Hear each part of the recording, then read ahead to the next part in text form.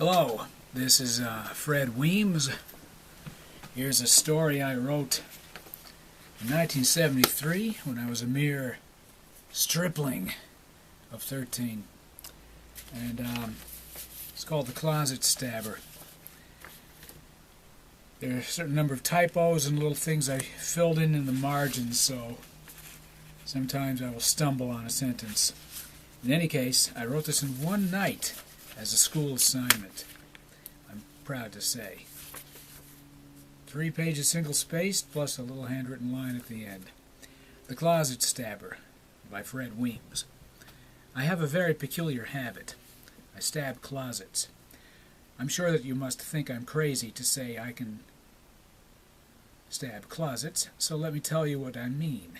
I don't actually stab them. I stab whatever is in them. Now I'll tell you why I do it. 3 years ago, I went to visit my uncle for the first time in New York City.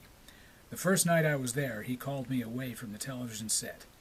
I had been watching it for an hour and a half, and inquired about my job. "Oh," I said nervously, because he had bushy eyebrows which frightened me. "I'm a veterinarian in New Jersey." He mumbled a bit. He said something about how vets get no action in life. There was an uneasy silence, and I broke it as best I could. "What is your, occupation?" I asked very timidly. "What?" he asked. I said, do you have a job?" I felt like a fool once the words came sputtering out of my mouth. It was worded very poorly. "Well, of course I do. I'm a private detective." Now I knew why he mumbled what he did when I told him that I was an animal doctor. His job was full of unwanted excitement. At least I wouldn't want it. "Why, that's very interesting." I now got more courage in speaking. Unfortunately, the more courageous I got in speaking, the more embarrassing the things I said were. "Is it full of thrills, carrying out the cases?" "I suppose you could say that." I now was sure he disliked me. "I have to sneak around a lot." I was about to say, "That's funny, you don't look like the type who'd wear sneakers," but I didn't. It's strange that I was compelled to say these things, because I was a bit frightened of him. Maybe if you are so scared of something or someone, you say things radically different than what you were thinking. Anyway, I decided that that was it, so I still acted fairly odd. "No," he said, as if he were a mind reader. "I don't wear sneakers, although my shoes are padded. They must be comfortable." We then looked more or less in other directions, got ourselves into dazes, and nodded our heads up and down. People do that when there is nothing to do or say. The dazes were interrupted, though, by the television. It hadn't been turned off, which said in a gruff voice, "See Mannix." My uncle then said, "That's more or less what it's like, except there are no commercials or background music." Apparently he decided to say strange things, too.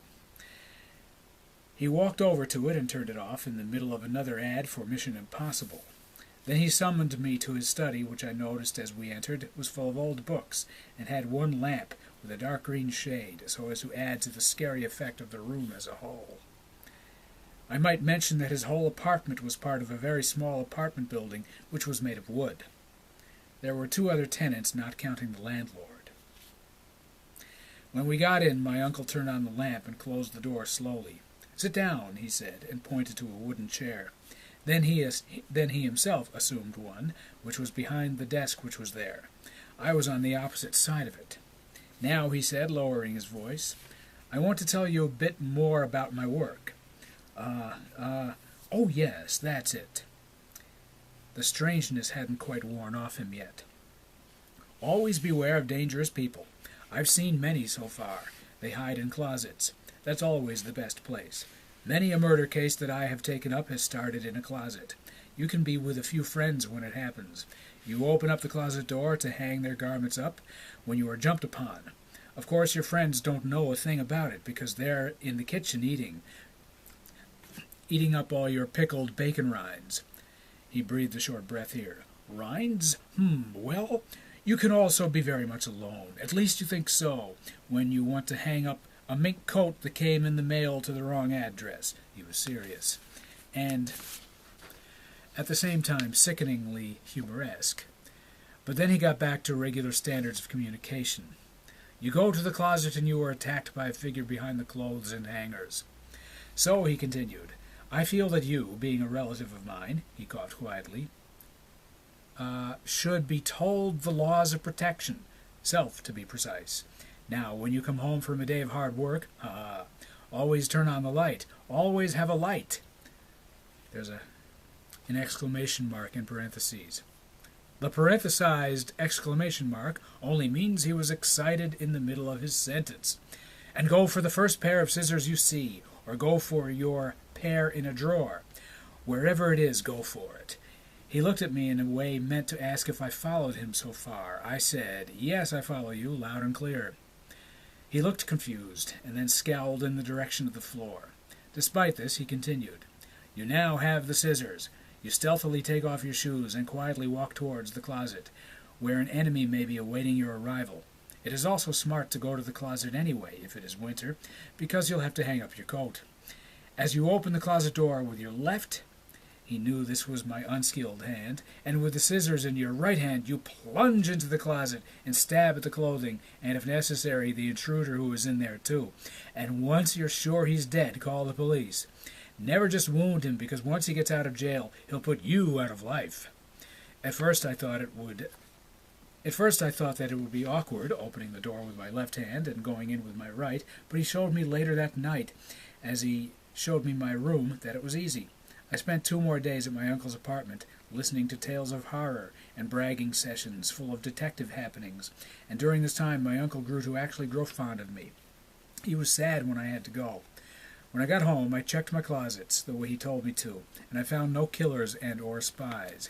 From then on, my clothes had dreadful holes in them. I did continue the closet check, because I knew that it didn't matter if I tore my clothes up more, they being ripped since the first inspection. A week after I got home, I went to a party where my friends were. I told them all about stabbing closets and my experiences doing it.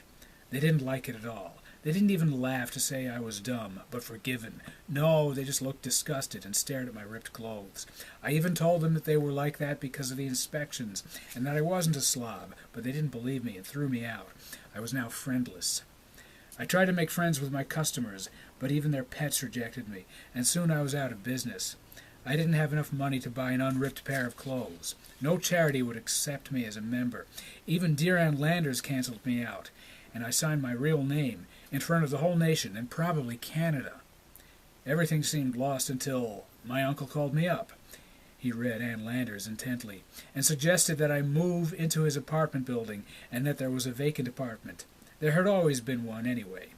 He was very nice about it, and he said that he could pay until I found a job and had enough money. I said that I couldn't thank him more, and the next month I was on my way. When I got there, I knocked on his door. He answered it, welcomed me inside, and handed me some keys. The landlord gave me them to give to you. It was now that I noticed that his clothes were not ripped like mine. I asked him why. "Oh," he said, "I keep some clothes in my drawers, and this suit is among them." I stayed there until late that night, and then went up to my apartment, which was on the floor just above his. When I went in, I turned on the light, pulled some scissors out of my pocket, and went for the closet. It turned out to be a very clumsy one. Cedar it was, and full of mothballs. I packed the closet up with clothes on that very night, and the next day my furniture came with the moving van. I slept in a sleeping bag the previous night. Every day I visited my uncle, morning to be precise, and then I would be off to seek out a job. An example of the mornings is as follows. I woke up, got into my ripped working clothes, and went downstairs to my uncle's apartment. He is always an early riser, so he was up. "Good morning, Uncle," I said. "Buenos. Good morning to you, too. How have you been these fine, frolicking hours?" "Fine, but the fro licked to me this time. You know, fro-licking. Lick, fro-fro, ha-ha." He still didn't approve of that kind of joke. "Yes, of course," he said, and went on talking. "Well, what would you like for breakfast? Eggs?" "Yes, I guess so," I said happily. "Should I cook them?" "Oh, would you?" he asked in very glad tones.